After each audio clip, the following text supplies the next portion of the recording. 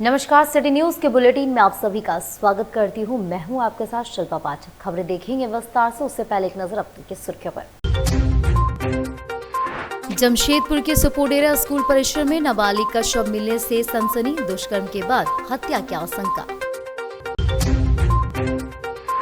जमशेदपुर के मिश्रा बागान में ताबड़तोड़ फायरिंग से दहशत, पुलिस ने बरामद किए 3 खोखा। झिकपानी थाना क्षेत्र में सब्जी बेचने जा रहे ग्रामीण पर तीर से जानलेवा हमला, सदर अस्पताल में इलाज जारी। और चाईबासा में युवती से सामूहिक दुष्कर्म कांड का खुलासा, तकनीकी जांच के सहारे पुलिस ने दबोचे 3 आरोपी। परसोड़ी थाना क्षेत्र के सपोटर इलाके में शनिवार सुबह एक सरकारी स्कूल परिसर से नाबालिग बच्ची का शव मिलने से पूरे क्षेत्र में सनसनी फैल गई। घटना की जानकारी मिलते ही इलाके में दहशत और आक्रोश का माहौल बन गया। स्थानीय लोगों की भीड़ स्कूल परिसर के बाहर जमा हो गई और दोषियों की जल्द गिरफ्तारी की मांग करने लगी। जानकारी के अनुसार शनिवार सुबह कुछ स्थानीय लोगों ने स्कूल परिसर के अंदर एक किशोरी का शव पड़ा देखा। इसके बाद तुरंत इसकी सूचना परसोड़ी थाना पुलिस को दी गई। सूचना मिलते ही पुलिस मौके पर पहुंचे, शव को कब्जे में लेकर जांच शुरू कर दी। पुलिस ने शव को पोस्टमार्टम के लिए भेज दिया है। स्थानीय लोगों का आरोप है कि नाबालिग के साथ पहले दुष्कर्म किया गया और बाद में उसकी हत्या कर शव को स्कूल परिसर में फेंक दिया गया। हालांकि पुलिस ने अभी तक दुष्कर्म की पुष्टि नहीं की है। पुलिस अधिकारियों का कहना है कि पोस्टमार्टम रिपोर्ट आने के बाद ही मौत के कारणों और पूरे मामले का खुलासा हो सके। घटना के बाद ग्रामीणों में भारी आक्रोश देखा गया। लोगों ने पुलिस प्रशासन से दोषियों की शीघ्र गिरफ्तारी कर कड़ी कार्रवाई की मांग की है। वहीं पुलिस आसपास लगे सीसीटीवी कैमरों की जांच कर रही है और स्थानीय लोगों से पूछताछ भी की जा रही है। पुलिस का कहना है कि मामले की हर पहलू से गंभीरता से जाँच की जा रही है। ये तो मेरे को भी मैं सुना सुबह हमारे पड़ोसी दुर्गा बेसरा नाम की एक लड़की मेरे को फ़ोन करके सूचना दी कि हमारे प्राथमिक विद्यालय सपोड्रा में किसी बच्ची का रेप करके मर्डर हुआ है। तब मैं स्पॉट में आया और देखा और इसी दरमियान हमने परसोड़ी थाना को सूचना दी और ये रात की घटना है। आगे इसकी जानकारी और जांच पुलिस करेगी। कितना उम्र है बच्ची का? बच्ची नाबालिग थी, कम से कम 13-14 साल के लगभग। गेट तो बंद रहता है रात जी गेट बंद रहता है, लेकिन चारदीवारी जो है वो काफ़ी हाइट में नहीं है, फांद फूंद के घुसा जा सकता है। क्या लगता है दिखने से तो ये साफ मालूम चल रहा है कि लड़की के साथ गलत हुआ है, रेप हुआ है, उसके बाद उसे मार दिया गया है। अक्सर अड्डाबाजी और असामाजिक तत्व का डर रहता है। ये अभी तक तो ऐसा हम लोगों ने कभी नहीं सुना था कि रात में यहाँ लोग आते हैं जाते हैं या कुछ भी गलत होता होगा, तो जानकारी नहीं मिला अभी तक। ये फर्स्ट टाइम हमें इस तरह का घटना का जानकारी मिला है। रात में सुरक्षा यहाँ का लाइट की ज़रूरत है, लाइट नहीं रहती है और मेरे ख्याल से एक सुरक्षा गार्ड होने से ज़्यादा अच्छा रहेगा। क्या परिचय हुआ? मैं उमेश पुराण, उत्तरी काली माटी के पूर्व मुखिया, वर्तमान में मेरी पत्नी मुखिया जी है। सपोडोरा में राजकीय मध्य विद्यालय है, उसमें आज सुबह ही एक नाबालिग बच्ची जिसके साथ सूचना मिली है कि बलात्कार हुआ है और गला दबा के उसकी हत्या भी कर दी गई है। ये काफ़ी संकीर्ण मामला है। एक स्कूल परिसर में जहाँ पे गार्ड होते हैं, जहाँ पे निगरानी लोकल भी करते हैं, उसके बावजूद इस तरह का घटना ये कहीं ना कहीं मानवता को शर्मसार करने वाला घटना है। और वहाँ के जो भी स्थानीय प्रतिनिधि हैं, जो वहाँ के नेता हैं, ये उनके ऊपर भी एक प्रतीकात्मक चिन्ह है कि उनके क्षेत्र में इस तरह की घटना नाबालिग के साथ में घटित हो जा रही है और किसी को पता भी नहीं चल रहा है। इतने खुले माहौल में, इतने अगल बगल के चहल पहल वाला इलाका है। बताया जा रहा है कि अभी तक बच्ची की पहचान नहीं हो पाई है। हो सकता है अपराधियों के द्वारा अड़ोस पड़ोस से बच्ची को उठा के जबरदस्ती स्कूल में लाया गया हो, या बच्चे ये भी हो सकते हैं कि बच्चे शौच के लिए बाहर आई हो या फिर मॉर्निंग वॉक के लिए बाहर आई हो। उस वक्त घटना ये घटित कर दिया गया है। इसकी पहचान होनी अति आवश्यक है और ऐसे लोग जो इस हत्या, इस बलात्कार के कारनामे में शामिल हैं, वैसे लोग पे कड़ी कार्रवाई होनी चाहिए और निश्चित तौर पे वहाँ के जो गार्ड हैं, स्कूल में जो प्रबंधक हैं, उन पर भी कार्रवाई होनी चाहिए। क्योंकि स्कूल के अंदर इतनी बड़ी घटना घट जाती है और स्कूल प्रबंधन और लोकल प्रशासन और वहाँ के जनप्रतिनिधि खामोश रहते हैं, ये काफ़ी शर्म की बात है। जमशेदपुर के चिल्को थाना क्षेत्र स्थित जेमको के मिश्रा बागान इलाके में शुक्रवार की शाम उस समय सनसनी फैल गई जब बाइक सवार अपराधियों ने ताबड़तोड़ फायरिंग कर दी। घटना रात करीब 8 बजे की बताई जा रही है। हालांकि इस गोलीबारी में किसी के हताहत होने की सूचना नहीं है। जमशेदपुर के टिलको थाना क्षेत्र अंतर्गत जिमको के मिश्रा बगान इलाके में शुक्रवार की शाम उस समय सनसनी फैल गई जब बाइक सवार अपराधियों ने ताबड़तोड़ फायरिंग कर दी। घटना रात करीब 8 बजे की बताई जा रही। हालांकि इस गोली में किसी के हताहत होने की सूचना नहीं है। घटना की जानकारी मिलते ही टिलको थाना पुलिस मौके पर पहुंची और जांच शुरू कर दी। पुलिस ने घटनास्थल से 3 खोखा बरामद के इलाके में दहशत का माहौल बना और प्रत्यक्षदर्शियों के अनुसार 2 अपराधी एक वाहन से पहुंचे मिश्रा बगान इलाके में अचानक 3 राउंड फायरिंग कर फरार हो गए। गोली चलने की आवाज सुनते ही आसपास के लोग दहशत में आ गए। प्राथमिक जांच में पुलिस को आशंका है कि घटना जमीन विवाद या उससे जुड़ी हो सकती है। बताया जा रहा है कि मिश्रा बगान इलाके में जमीन को लेकर 2 गुटों के बीच पिछले कई दिनों से विवाद चल रहा था। इसी विवाद के कारण फायरिंग की घटना को अंजाम दिया गया हो सकता है। पुलिस आसपास लगे सीसीटीवी कैमरे के फुटेज खंगाल रही है ताकि अपराधियों की पहचान की जा सके है। जिस स्थान पर घटना हुई है उसके पास ही झामुमो का कार्यालय भी स्थित है। फिलहाल पुलिस पूरे मामले की गंभीरता से जांच कर रही है। चाईबासा के पश्चिमी सिंहभूम जिले के झिगपानी थाना क्षेत्र में तीर मारकर जानलेवा हमला करने का सनसनीखेज मामला प्रकाश में आया। घटना में एक ग्रामीण गंभीर रूप से घायल हो गया जिसका इलाज सदर अस्पताल चाईबासा में चल रहा है। जानकारी के अनुसार झिगपानी थाना क्षेत्र के बीटिया गांव निवासी 45 वर्षीय चोया बिरुली सब्जी लेकर जोड़ा पोखर हाट बेचने जा रहा था। इसी दौरान रास्ते में पहले से घात लगाए बैठे चिड़िया पहाड़ी गांव निवासी तोपो बिरुली ने उस पर अचानक तीर से हमला कर दिया। बताया जा रहा है कि आरोपी ने एक के बाद एक करीब 20 तीर चलाए जिसमें से 3 तीर चोया बिरुली के शरीर में जा घुसा।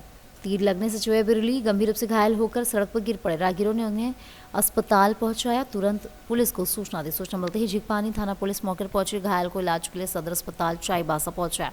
अस्पताल में डॉक्टरों की टीम घायल के शरीर में फंसे तीर निकालने में जुटी हुई है। चिकित्सकों के अनुसार घायल की स्थिति फिलहाल नाजुक बनी हुई है। पुलिस मामले की जांच कर रही है। आरोपी की गिरफ्तारी के प्रयास में जुट गई है।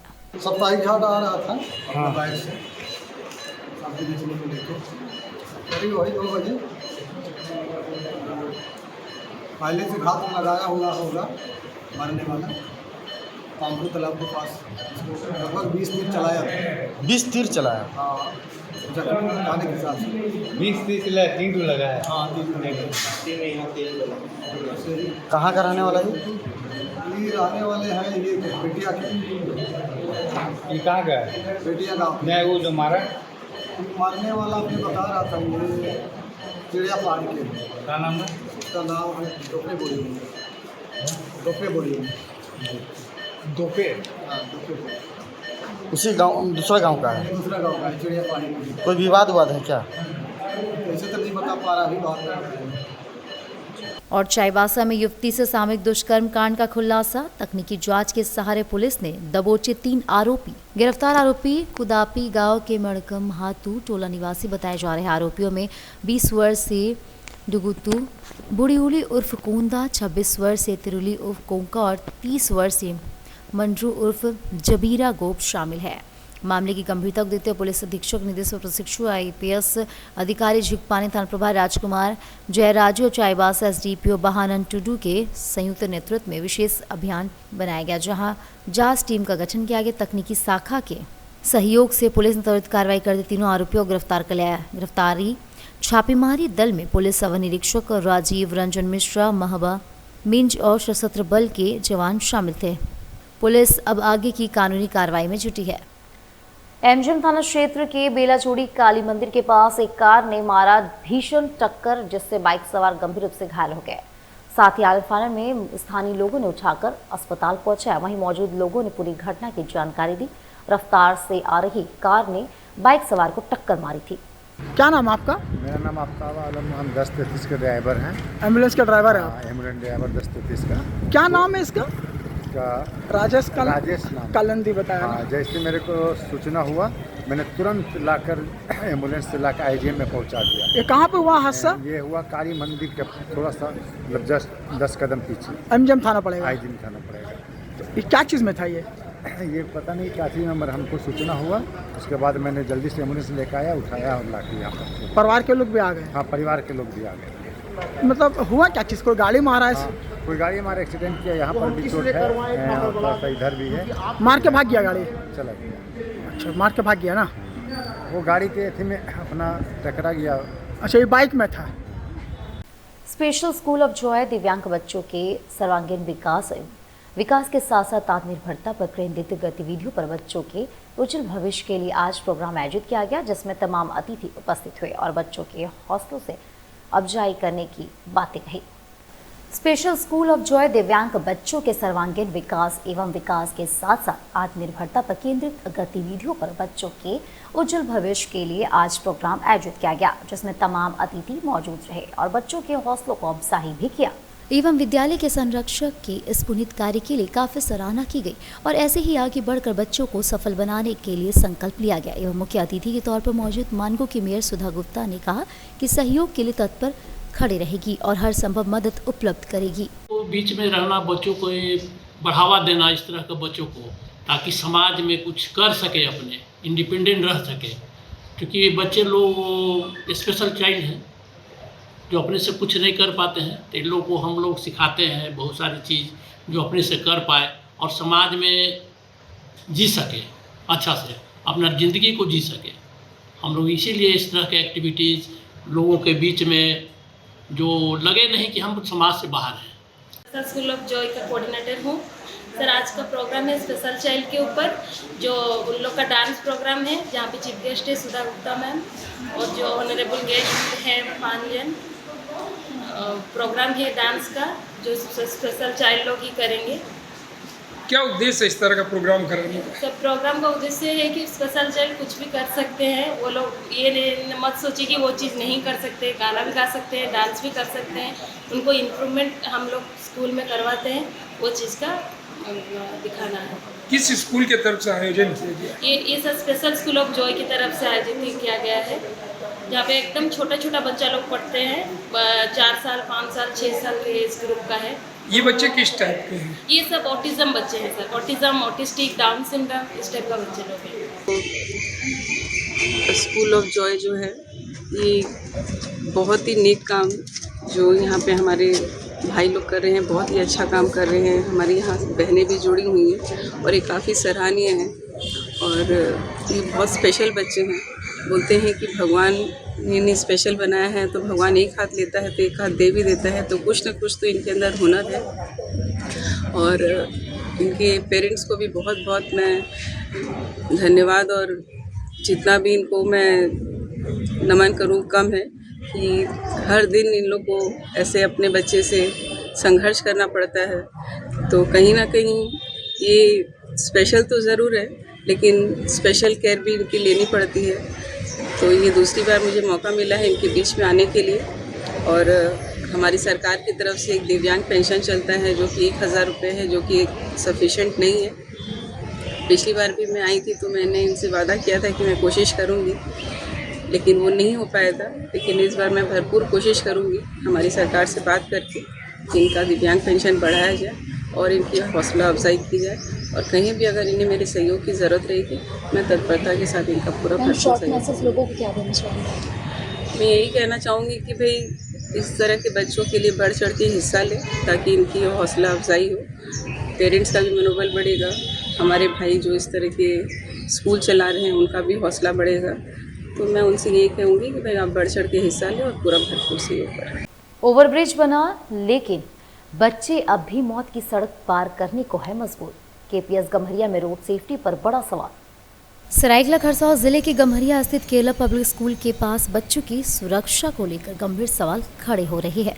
स्कूल के समीप हाईवे पर फुट ओवरब्रिज और पाथवे बने होने के बावजूद बच्चे और कई अभिभावक सीधे व्यस्त सड़क पार करते नजर आ रहे हैं। छुट्टी के समय यह दृश्य और भी चिंताजनक हो जाता है, जब तेज रफ्तार हाईवा, डंपर और भारी मालवाहक वाहनों के बीच छोटे छोटे बच्चे जान जोखिम में डालकर सड़क पार करते हैं। स्थानीय लोगों के अनुसार कई स्कूल वैन और निजी वाहन चालक भी बीच सड़क पर गाड़ियां खड़ी कर देते हैं, जिससे ट्रैफिक बाधित हो जाता है और दुर्घटना का खतरा बढ़ जाता है। जबकि कुछ ही दूरी पर सुरक्षित पाथवे उपलब्ध है, उसका उपयोग नहीं किया जा रहा है। लोगों कहना है कि यदि सरकार ने सुरक्षा के लिए ओवरब्रिज बनाया है तो उसका उपयोग सुनिश्चित करना भी जरूरी है। साथ ही स्कूल प्रबंधन की जिम्मेदारी सिर्फ पढ़ाई तक सीमित नहीं होनी चाहिए, बल्कि बच्चों को रोड सेफ्टी के प्रति जागरूक करना भी आवश्यक है।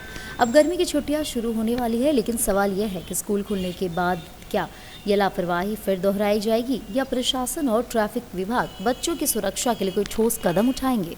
सरायकेला खरसावां जिले के चांडिल प्रखंड कार्यालय में आगामी डिजिटल जनगणना को लेकर शिक्षकों के प्रशिक्षण कार्यक्रम का आयोजन किया गया। यह प्रशिक्षण प्रखंड विकास पदाधिकारी की देखरेख में आयोजित हुआ, जिसमें जनगणना कार्य से जुड़ी सभी महत्वपूर्ण जानकारियां शिक्षकों को दी गई।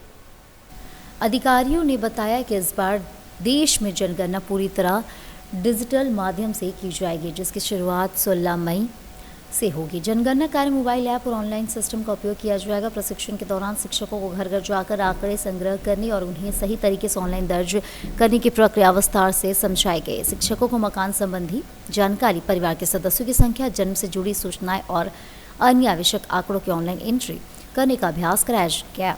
अधिकारियों ने कहा कि डिजिटल प्रणाली के कारण तकनीकी जानकारी बेहद जरूरी है, इसलिए प्रशिक्षण के माध्यम से सभी कर्मियों को हर पहलू से तैयार किया जा रहा है। प्रशिक्षण कार्यक्रम में शिक्षकों के बीच काफी उत्साह देखने को मिला। सभी ने मतगणना कार्य को सफलतापूर्वक संपन्न कराने की प्रतिबद्धता जताई। प्रशासन का कहना है कि डिजिटल जनगणना को लेकर पूरी तैयारी की जा रही है, ताकि यह महत्वपूर्ण प्रक्रिया आने वाले दिनों में सुचारू रूप से पूरी हो सके। जैसा कि विदित है कि जो जनगणना इसकी प्रक्रिया शुरू हो गई है और अभी प्रथम चरण 2 चरणों में इस बार की जनगणना की जाएगी। प्रथम चरण में हाउस लिस्टिंग एक्सरसाइज किया जाएगा, जो 16 मई से लेकर 14 जून तक किया जाएगा, जिसमें हमारे जो चार्ज ऑफिसर्स हैं और उनके अंतर्गत जो फील्ड ट्रेनर्स आ रहे हैं, फील्ड ऑफिसर्स आएंगे, उनके द्वारा दायित्व का निर्वहन किया जाएगा। द्वितीय चरण में 9 फरवरी से लेकर 28 फरवरी के बीच में जनों की जो गणना है वो की जाएगी। साथ ही इस बार सरकार के द्वारा इस पूरे मुहिम को डिजिटलाइज करने का भी प्रयास किया गया है। तो इसमें एक सेल्फ इनोमिनेशन के ऑप्शन दिया गया है लोगों को, कि जो लोग चाहें वो खुद भी एक सरकार का द्वारा जो लिंक उपलब्ध कराए उसमें जाके अपना सेल्फ इनोमिनेशन भी कर सकते हैं। उसमें जो सवाल है उसका जवाब देके अपनी कर्तव्यों का भी निर्वहन कर सकते हैं। बेघर लोगों की गणना आगे इसको भी आप देखेंगे तो इसके फॉर्मूले डिसाइडेड है। उस फार्मूला के अंतर्गत अनुरूप जो लोग आ रहे हैं उनकी जनगणना की जाएगी। जिले वासियों से यही अपील है कि जो जनगणना है इससे जो डेटा निकलता है ये बहुत एक बड़ा ही इंपॉर्टेंट सोर्स होता है, इंपॉर्टेंट रिसोर्स होता है हमारे, जिसके आधार पे जो पॉलिसी डिसीजंस हैं और जिसके आधार पे सरकार अपने योजनाओं की आधार रखती है।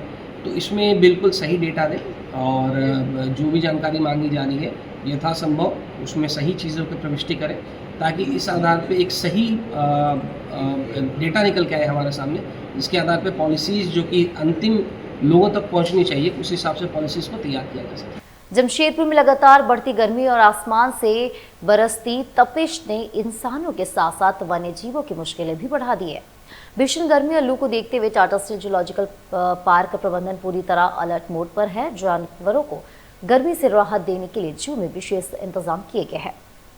जू प्रबंधन द्वारा खास तौर पर शेर, बाघ और तेंदुए जैसे मांसाहारी जानवरों के बाड़ों में बड़े कूलर लगाए गए हैं, ताकि तापमान नियंत्रित रखा जा सके।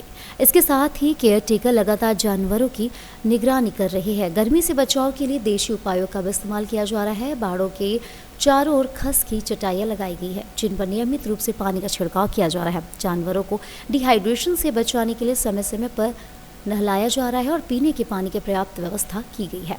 इसके अलावा जानवरों की डाइट में भी बदलाव किया गया है। उन्हें तरबूज जैसे रसीले और ठंडक देने वाले फल दिए जा रहे हैं, ताकि शरीर में पानी की कमी ना हो। टाटा जू प्रबंधन की यह पहल न केवल वन्य जीवों को राहत दे रही, बल्कि बदलते मौसम में बेजुबान जानवरों की देखभाल और संरक्षण का भी संदेश दे रही है। गर्मी के लिए कूलर का व्यवस्था किया गया है और ऐसे हम लोग मॉर्निंग में इसको नहलाते भी हैं और बाहर में भी छोड़ा गया। बाहर में भी जो पानी वाला जो मोट है सब में पानी भरा हुआ है, ताकि बाहर में भी लोग पानी उनी में भी थोड़ा बैठता उठता है। और हर जगह मतलब छाया हुआ का भी व्यवस्था किया गया है, चटाई पुआल इस तरह का व्यवस्था किया गया है, ताकि छाया में भी। हाँ, कूलर हर सब में कूलर लगा हुआ है, कूलर फैन सब का व्यवस्था किया गया। आप जानते हैं गर्मी तो होती ही है, लेकिन हम उनको 2 तरीके से इसका प्रबंधन करते हैं। एक तो करते हैं हम लोग सुविधाओं के थ्रू और एक होता है कुछ फूड के थ्रू। सुविधाओं में हम लोग क्या करते हैं कि खासकर जो लार्ज एनिमल्स हैं उनमें कूलर्स का प्रोविज़न रखते हैं। तो उसमें करीबन मतलब शाम को 7 बजे से और 6 बजे से कूलर शुरू हो जाते हैं और सुबह के मॉर्निंग 7 और 8 o'clock तक वो कूलर चलते रहते हैं। और उसके अलावा हम लोग जहाँ पर धूप का उनका एरिया है उसमें छाया देने के लिए हम लोग चटाई लगाते हैं, जिससे कि उनको डायरेक्ट धूप ना पड़े। चटाई को भिगो के भी रखते हैं, जिससे कि अगर धूप भी पड़े तो वो ठंडी छाया उनके ऊपर आए। इसके अलावा हम लोग जो हमारे खासकर लायन, टाइगर, लेपर्ड हैं, उनको हम मॉर्निंग में और इवनिंग में नहलाते हैं उनको ठंडा करने के लिए, जिससे कि उनको अगर मतलब ये है कि जब भी अगर थोड़ा बाहर भी निकले हैं तो उनको ऐसा इतना गर्म ना लगे। तो सुबह शाम उनको ये नहलाया जाता है। जो मैंने खाने के बताया, खाने में क्या होता है, हम लोग थोड़ा सा जो हमारे वेजिटेरियन जो शाकाहारी जानवर हैं तो उनको उसमें जैसे तरबूज, कुकुम्बर, इनकी मात्रा हम लोग बढ़ा देते हैं, जिससे कि उनको थोड़ा सा उसका प्रभाव कम महसूस दे। और हम लोग बर्ड्स में भी कई जगह चटाई लगा के रखते हैं, कहीं पर उनकी पुआल का उसकी छत बना के रखते हैं, जिससे कि उनको छाया, ठंडी छाया मिले। तो इस तरह के प्रबंध हम लोग करते हैं। खान पान में सर कुछ व्यवस्था था, जैसे यहाँ पे मांसाहारी जानवर भी है, शाकाहारी भी है जी, तो कुछ क्या किस तरह था, मांसाहारी किस तरह रखा जाता? मांसाहारी तो कहिए कि गर्मी के दिनों में थोड़ा कम कर देते हैं खाना, क्योंकि उनको इतनी एनर्जी की रिक्वायरमेंट नहीं होती है। लेकिन और उसमें मांसाहारी के ऊपर उनके लिए ज़्यादा चॉइस नहीं होता है, कि मतलब ये है कि और थोड़ा सा उनका खाना कम हो जाता है। अगर हम लोगों को जैसे उसका टाइगर को 8 किलो मीट देते हैं तो कभी कभी वो 1-8 किलो छोड़ भी देते हैं, क्योंकि गर्मी में उनकी रिक्वायरमेंट इतनी नहीं होती है। लेकिन हाँ, ये पानी का उनको पानी का प्रबंध हम पूरा रखते हैं कि उनको बीच में ताज़ा ठंडा पानी पीने को मिले, वो उस पानी का प्रबंध रखते हैं। और जैसे मैंने बताया, शाकाहारी जानवरों के लिए कुकुम्बर और या आपका वाटरमेलन, खरबूजा, इन चीज़ों को हम लोग प्रोवाइड करते हैं। जमशेद में महाराणा प्रताप की 427वीं जयंती धूमधाम से मनाई गई, जहां तमाम लोगों ने उनके प्रतिमा पर माल्यार्पण किया। विभिन्न क्षेत्रीय संगठनों द्वारा भव्य कार्यक्रम भी आयोजित किए, जहां वीरता, त्याग और संघर्ष से भारतीय के बारे में इतिहास बताया गया। विभिन्न क्षेत्रीय संगठनों द्वारा भव्य कार्यक्रम आयोजित किया गया, वहीं वीरता, त्याग और संघर्ष भारतीय इतिहास के सर्वांगीण अध्याय है। सभी मिलकर उनके बताए मार्ग पर चलने का संकल्प भी लिया। महाराणा प्रताप का जन्म दिवस को हम लोग शौर्य दिवस के रूप में विगत 2016 से मना रहे हैं, और झारखंड क्षत्रिय संघ 2016 में यहाँ महाराणा प्रताप की मूर्ति को स्थापित करवाया, जो झारखंड का पहला महाराणा प्रताप का स्टैचू है। नहीं तो झारखंड में एक भी स्टैचू नहीं था। ये दुर्भाग्य की बात है कि हम ऐसे वीर पुरुष जो मुगल से लड़ते हुए और मुगल को पराजित करने वाला एकमात्र योद्धा पूरे हिंदुस्तान में था, तो महाराणा प्रताप थे। और उनको जो है हम लोग का सरकार, खास तौर से जब देश आज़ाद हुई उसके बाद उनका जो है तिरस्कार हुआ। राजस्थान छोड़ के कहीं भी जो है इनका जो है मेमोरी में कोई भी चीज़ ऐसा नहीं बनाया गया जिसको अविस्मरणीय कहा जाए। और इस तरह का जो अभी जो भाजपा की सरकार है, हम इनसे उम्मीद करते हैं, राष्ट्रवाद का नाम लेते हैं, भाई कि हम राष्ट्रवादी हैं और पुराने इतिहास को हम पुनर्जीवित करेंगे, तो पुनर्जीवित करने का काम करें। और जितना भी आप देखेंगे कि Mughal road, Mughal garden, Akbar road, Aurangzeb road, लेकिन इस तरह से जो है राजीव गांधी के नाम पर, इंदिरा गांधी के नाम पर, है ना, पूरे खानदान के नाम पर बनाया हुआ है। लेकिन हमारे यहाँ जो स्वाभिमान के प्रतीक इतने वीर पुरुष हुए, जिसको दूसरा राष्ट्र ने अपनाया, वियतनाम ने अपनाया, इनके सिद्धांत को, इनकी लड़ाई की कौशलता को। 50 किलोमीटर का सफर, हाथ में बल्ला और आंखों में सपना। बहरागोड़ा की बेटी प्रियंका कर ने नेशनल क्रिकेट में लहराया परचम। छोटे से गांव खांडामोदा से निकलकर अंडर 15 स्टेट तक पहुंची 13 वर्षीय प्रियंका। अब भारतीय टीम में जगह बनाना है उसका सपना।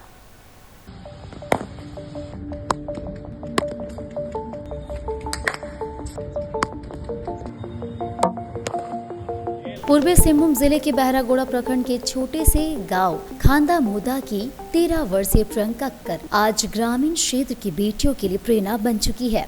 कम उम्र में ही क्रिकेट के प्रति उनके जुनून और मेहनत ने उन्हें अंडर 15 नेशनल स्टेट क्रिकेट प्रतियोगिता तक पहुंचा दिया है। विशाखापट्टनम में आयोजित इस प्रतियोगिता में हिस्सा लेकर प्रियंका ने अपने गांव, जिले और राज्य का नाम रोशन किया। प्रियंका ने महज 9 साल की उम्र में क्रिकेट एकेडमी ज्वाइन की थी। उस समय बहरागोड़ा और आसपास के ग्रामीण इलाकों में क्रिकेट प्रशिक्षण की सुविधा नहीं थी, इसलिए उन्हें रोज करीब 50 किलोमीटर का सफर तय कर घाटशिला स्थित क्रिकेट एकेडमी जाना पड़ता था। लंबी दूरी और कठिन परिस्थितियों के बावजूद उन्होंने कभी हार नहीं मानी। प्रियंका बताती है कि उन्हें बचपन से ही क्रिकेट खेलने का शौक था। भारतीय क्रिकेट टीम के पूर्व कप्तान महेंद्र सिंह धोनी उनके आदर्श है। धोनी की बल्लेबाजी और विकेट कीपिंग शैली से प्रेरित होकर उन्होंने क्रिकेट को अपना सपना बना लिया। प्रियंका के पिता देवराज कर, जो पेशे से शिक्षक है, युवावस्था में खुद भी क्रिकेटर रह चुके हैं। उन्होंने बेटी को हर कदम पर प्रोत्साहित किया। वही कोच निशिकांत कुमार ने प्रियंका को क्रिकेट की बारीकियां सिखाई। प्रियंका भारतीय महिला क्रिकेट टीम में जगह बनाना चाहती है।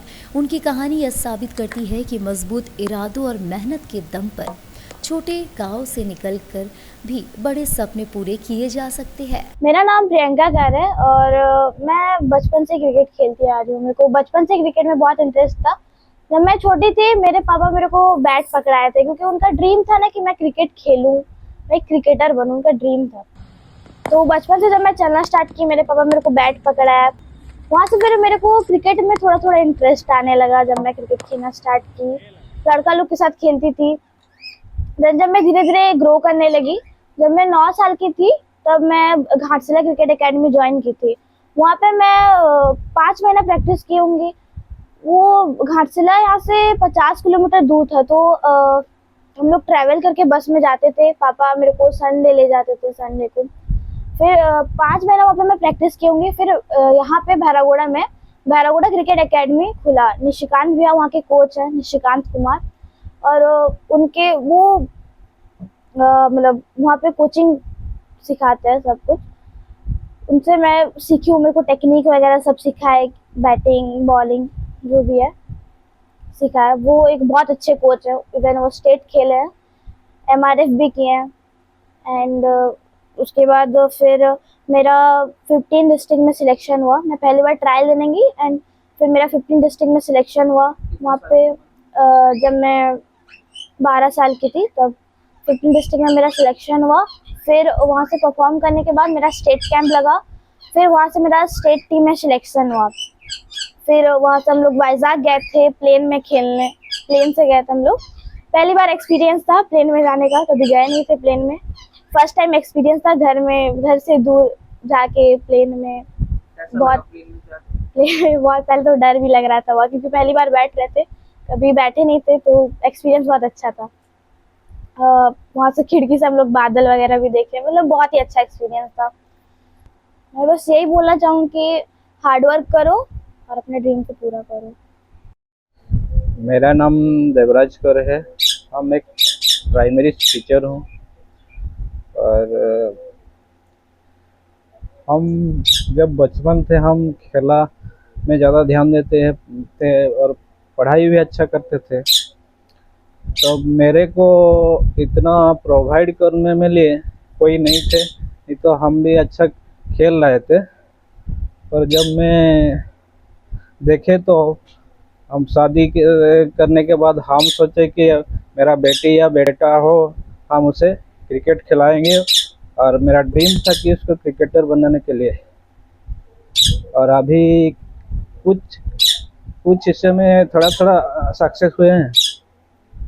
आपकी बेटी अब स्टेट लेवल पे खेल रही है, कल नेशनल खेलेगी। कैसा लगता है कि अगर एक छोटे से जगह से निकल के इतने बड़े लेवल पे अभी धीरे धीरे करके जाना? बहुत अच्छा लग रहा था। जो चीज़ आप नहीं कर पाए वो आपकी बच्ची कर रही है, कितना खुशी होता है? बहुत खुशी लगता है। तो उसमें उसकी पढ़ाई को लेके आप लोग कैसे उसको सपोर्ट करते हैं? हम देखते हैं कि दोनों चीज़ को साथ में लेना चाहते हैं और ज़्यादा ध्यान क्रिकेट पर रहता है। फिर भी हम पढ़ाई को ध्यान देते हैं थोड़ा। और मेरा ड्रीम भी इसके खिलाड़ी के साथ साथ हम सिविल सर्विस के लिए उसके लिए प्रिपेयर करेंगे। और अब चलते चलते एक नजर डाल लेते अब तक की सुर्खी पर। जमशेदपुर के सुपोडेरा स्कूल परिसर में नाबालिग का शव मिलने से सनसनी। दुष्कर्म के बाद हत्या की आशंका। जमशेदपुर के मिश्रा बागान में ताबड़तोड़ फायरिंग से दहशत। पुलिस ने बरामद किए 3 खोखा। झिगपानी थाना क्षेत्र में सब्जी बेचने जा रहे ग्रामीण पर तीर से जानलेवा हमला। सदर अस्पताल में इलाज जारी। और चाईबासा में युवती से सामूहिक दुष्कर्म कांड का खुलासा, तकनीकी जांच के सहारे पुलिस ने दबोचे 3 आरोपी। तो आज की बुलेटिन में बस इतना ही। कल फिर मिलेंगे और खबरों को लेकर, तब तक के लिए नमस्कार।